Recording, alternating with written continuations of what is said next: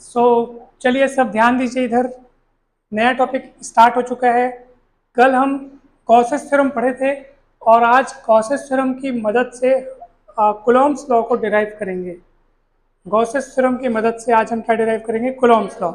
चलिए सबसे पहले हम एक बार गॉसेस थ्योरम को रिवाइज करते हैं कि गॉसेस थ्योरम क्या कहता है। आप सभी को पता है क्या कहता है गॉस थ्योरम? कल हम लोग पढ़े थे किसी भी क्लोज्ड सरफेस, मान लो कोई क्लोज्ड सरफेस है और उसके अंदर कितना है चार्ज, क्यू चार्ज रखा हुआ है किसी बिंदु पे, तो गॉस थ्योरम क्या कहता है कि इस क्लोज्ड सरफेस से, इस क्लोज सरफेस से जो गुजरने वाला जो इलेक्ट्रिक फ्लक्स है वो क्या होता है? इलेक्ट्रिक फ्लक्स जो है वो इस क्लोज्ड सरफेस के अंदर जो चार्ज है उसका कितना गुना होता है? 1/ε0 गुना। कितना गुना होता है? 1/ε0 गुना होता है, जिसको हम सिंपल रूप में Q/ε0 लिखे थे, डिराइव किए थे, इसको प्रूफ भी किए थे। ठीक है ना? किसी भी बंद पृष्ठ से यानी क्लोज्ड सरफेस से गुजरने वाला इलेक्ट्रिक फ्लक्स उस बंद पृष्ठ के अंदर उपस्थित आवेश का 1/ε0 गुना होता है। यह गॉस थ्योरम था, इसको आपको याद रखना है। और इसी थ्योरम की मदद से आज हम कूलॉम्स लॉ को व्युत्पन्न करेंगे, डिराइव करेंगे। ठीक है, तो चलिए काम चालू करते हैं अपन। तो मान लीजिए कि किसी बिंदु O पर प्लस क्यू चार्ज रखा हुआ है। कौन सा चार्ज रखा हुआ है? प्लस क्यू चार्ज रखा हुआ है किसी बिंदु O पर, और उससे r दूरी पर एक बिंदु P है। r दूरी पर क्या है? एक बिंदु P। ठीक है, ध्यान से समझना। देखो, हम जैसा चित्र में बना रहे होते हैं ना, जो जो बातें कर रहे होते हैं, जो जो काम यहाँ चल रहा होता है, उसी को आपको यहाँ पे लिखना है थ्योरी के रूप में, उसी क्रम में लिखना है जिस क्रम में आपने यहाँ पे काम किया है। सबसे पहले मैंने क्या किया? बिंदु O पर प्लस क्यू चार्ज यहाँ पे रखा। ठीक है, या है, डायरेक्ट आप बोल सकते हो कि मान लो किसी बिंदु O पर प्लस क्यू चार्ज है, उससे r दूरी पर एक बिंदु P लिया हमने, है ना? अब क्योंकि हम गॉस थ्योरम का इस्तेमाल करना चाहते हैं, तो गॉस थ्योरम हमेशा बंद पृष्ठों के लिए ही लागू होता है, यानी क्लोज्ड सरफेस के लिए लागू होता है, खुले जगह के लिए लागू नहीं होता। ये भी ओपन है, तो हम इसको क्लोज्ड सरफेस के रूप में दिखाएंगे। हम ये दिखाएंगे कि ये बिंदु P जो है वो क्लोज सरफेस में है, और इसके लिए मुझे एक बंद पृष्ठ यानी कि क्लोज्ड सरफेस का निर्माण करना पड़ेगा। गॉस थ्योरम हमेशा क्लोज सरफेस के लिए ही एप्लीकेबल होता है, इस बात को आप याद रखना। तो क्लोज्ड सरफेस में कैसे बनाऊंगा सर? तो P को या P से होकर जाता हुआ एक गोला बना दिया मैं ऐसे। समझ में आया कि नहीं है?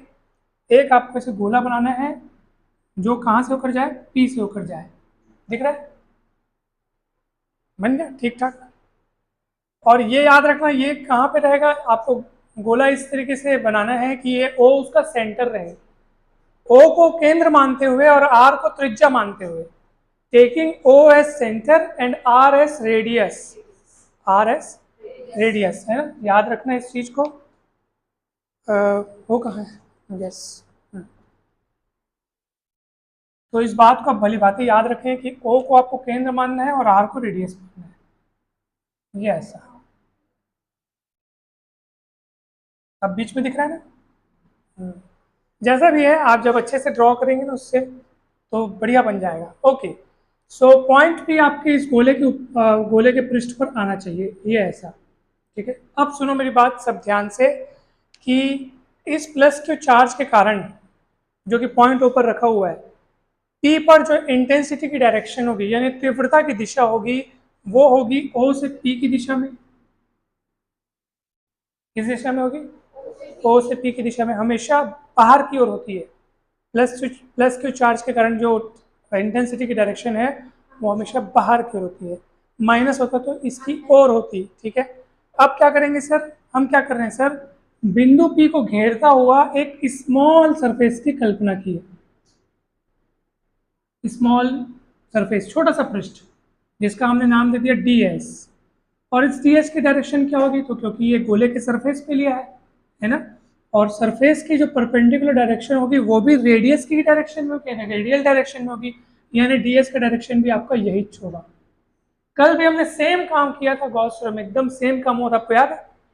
गोले के पृष्ठ पर जब आप स्मॉल पृष्ठ यानी स्मॉल सरफेस, छोटा सा एलिमेंट लेते हैं सरफेस का, तो उसके भी डायरेक्शन उसी की दिशा में होगी, इंटेंसिटी के डायरेक्शन में।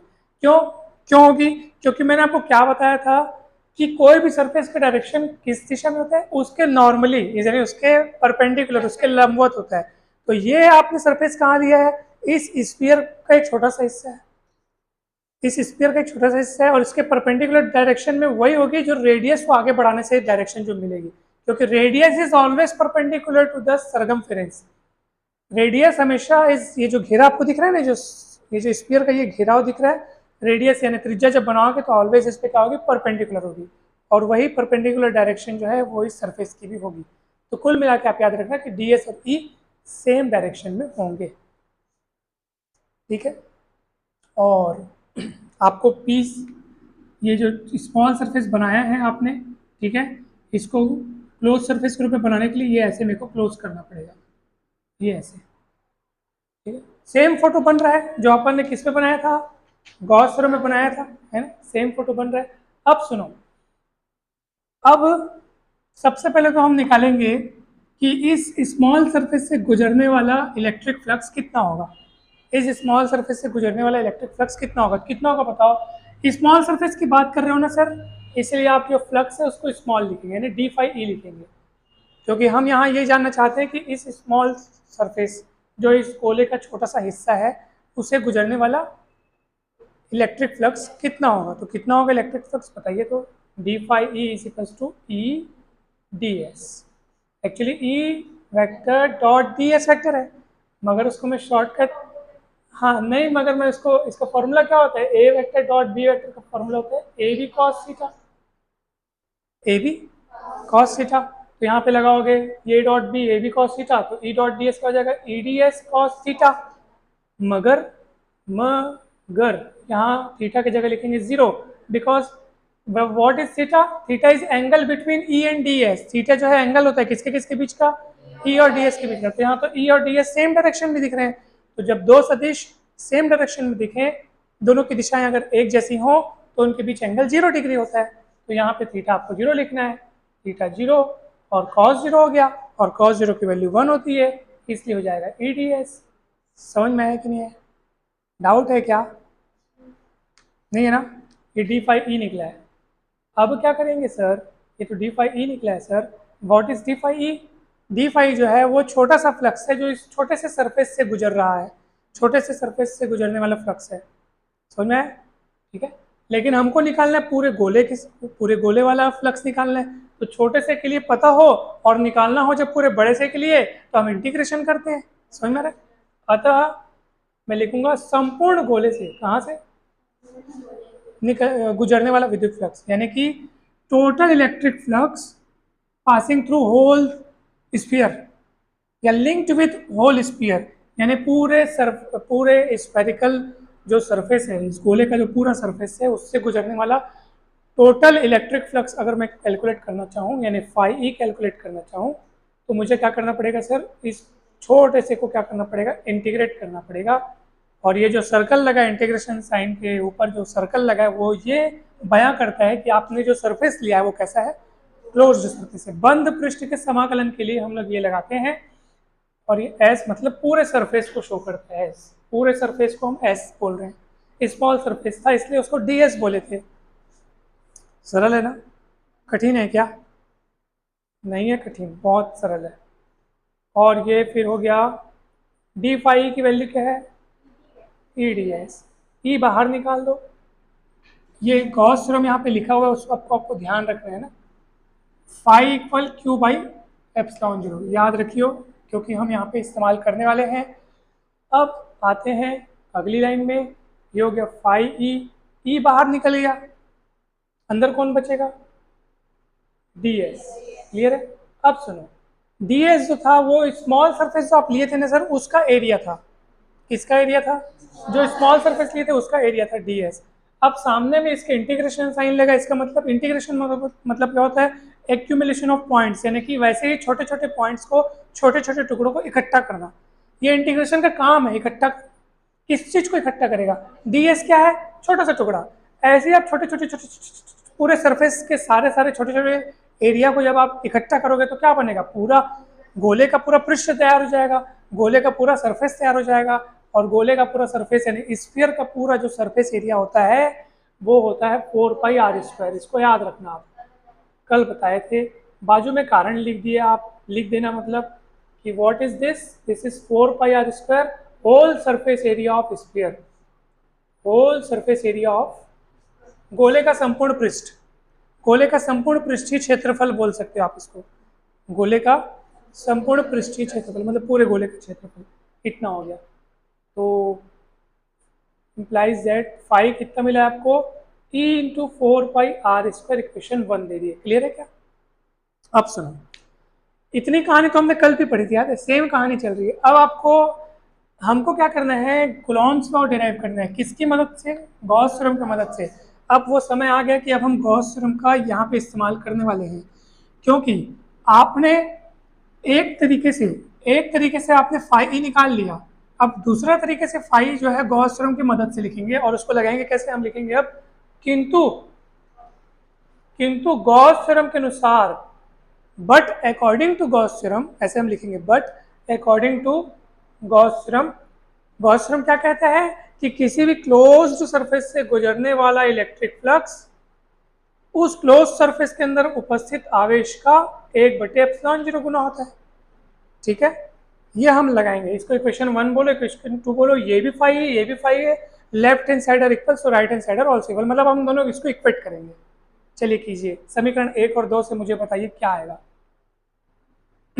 समीकरण 1 व 2 से क्या आएगा sir, E into 4πr² Q/ε0। 4πr² को नीचे ले जाइए सर, E की वैल्यू हो जाएगी 1/4πr² Q/ε0। समझ में आया कि नहीं है? थोड़ा सा अरेंज कर लो बेटा, वेरी गुड, अलग कर लो। 4πε0 को एक साथ लिख लेता हूँ और Q/r² को एक साथ लिखते हूँ, ताकि ये पैटर्न हमको जाना पहचाना सा लगे, जो हमने intensity at a point due two point charge पढ़ा था आपने। अब इसको कुलॉम्स लॉ यहाँ से कैसे निकलेगा वो सुनो। ये E की वैल्यू निकल गई, किसकी वैल्यू निकली, what is E, E is intensity due to this charge at point P, यानी इस चार्ज के खातिर, इस चार्ज के कारण पॉइंट P पर जो इंटेंसिटी होनी चाहिए उसका फॉर्मूला अभी आपने निकाला है, निकाला। अब सुनो आगे की कहानी, सुनो आगे की कहानी ये है सर कि अब इस पॉइंट P पर आपको एक Q0 चार्ज की कल्पना करनी है। किसकी कल्पना करनी है? ठीक है, मान लो अब बिंदु P पर आवेश, बिंदु P पर आवेश Q0 की कल्पना कीजिए, और उस Q0 पर लगने वाला बल कितना होगा। तब आवेश Q0 पर लगने वाला बल, इंग्लिश में किसको कैसे लिखेंगे, now imagine a charge Q0 at point P and force acting at that charge Q0 कितना लगेगा। व्हाट इज फॉर्मूला, याद करो वो फॉर्मूला मैं बताया था, F इक्वल Q0E, याद है सबसे शुरू में अपन पढ़े थे, F इक्वल Q0E, है ना। तो E की वैल्यू रखो, तो Q0 और E की वैल्यू रखो 1/4πε0 Q/r²। तो थोड़ा अरेंज करके लिख दो आप इसको, implies that force is equal to 1/4πε0 Q/r²। और गौर से देखो, ये कूलॉम का नियम है जो ये बताता है कि दोनों चार्ज, यहाँ पे जो पॉइंट P पर आपने कौन से चार्ज की कल्पना की, Q0 चार्ज की कल्पना की, तो कूलॉम का नियम क्या कहता है कि Q और Q0 के बीच लगने वाला बल दोनों आवेशों के गुणनफल के समानुपाती और बीच की दूरी के वर्ग के व्युत्क्रमानुपाती, यानी कि force acting between both charges is directly proportional to product of magnitude of both charges and inversely proportional to square of distance between them. समझ में आया कि नहीं है? This is Coulomb's law. तो ये जितनी बातें हमने कही उसको आप नीचे लिखना, और नीचे लिखना दिस इज कूलॉम्स लॉ। तो हमने गॉस थ्योरम का इस्तेमाल किया, आप देख लो, ये देखो गॉस थ्योरम का इस्तेमाल किया और कूलॉम्स लॉ को डेराइव किया, तो ये डेरिवेशन यहाँ पे कॉम्प्लीट होता है। क्या होता है? कॉम्प्लीट।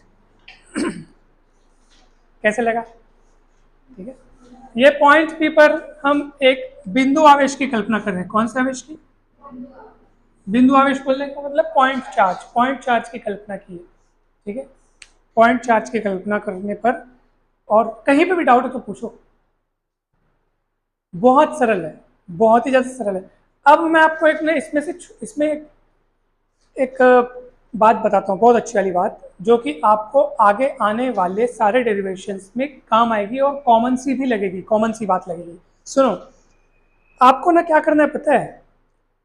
चाहे मतलब अब आगे आने वाले जो भी टॉपिक है ना, उसमें हम गॉस थ्योरम की मदद से ही, किसकी मदद से?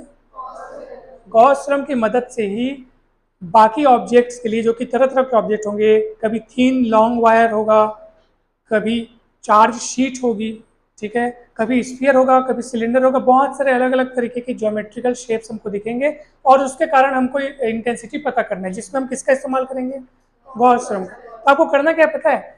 आपने जो भी चीज वहां ले रखा है, पहले उसके कारण आप इलेक्ट्रिक फ्लक्स निकालेंगे, फाई की वैल्यू निकालना है, और तुरंत उसके बाद क्या करना है आपको? गॉस थ्योरम से कंपेयर करके इक्वेट कर देना है। ये वाला आप एक ट्रिक अपने माइंड में याद रखना कि सर, हम यहाँ जो भी ऑब्जेक्ट, जो भी चीज ले रहे हैं, पहले आप ईमानदारी से उसके लिए आप कैलकुलेट कीजिए, फ्लक्स की वैल्यू निकालिए।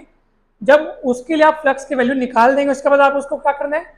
ये वाली लाइन कंपलसरी आप वहां पे लिख देना कि किंतु गॉस थ्योरम के अनुसार फाई तो इतना होता है, हमने निकाला इतना, गॉस थ्योरम से होता है इतना, और दोनों को उठा के बराबर कर दिए और फट से ई की वैल्यू निकाल दी। तो ये वाला जब आपके माइंड में ये प्रोसेस याद रहेगा ना, तो आप कभी नहीं अटकोगे, तो बड़े से बड़ा डेरिवेशन भी आपके लिए ईजी बन जाएगा कि दिए गए ऑब्जेक्ट के लिए जो भी हमारे पास चार्ज ऑब्जेक्ट दिया है, जो भी चीज दी है, उसके लिए आपको फ्लक्स की वैल्यू निकालनी है, और फिर क्या करना है? नीचे गॉस थ्योरम के अनुसार फ्लक्स की वैल्यू कितनी होनी चाहिए, फिर आप दोनों, ये दोनों इक्वल है तो ये भी दोनों इक्वल होगा, और तुरंत ट्रांसफर करके आप मतलब दोनों को पहले इक्वेट करो, फिर यहाँ जो भी चीज बची है उसको ट्रांसफर करके आप ई को अकेले कर लेना आपका, क्योंकि मेन जो हमारा मकसद रहेगा वो ई ही निकालना रहेगा, ई को ही हम निकालेंगे।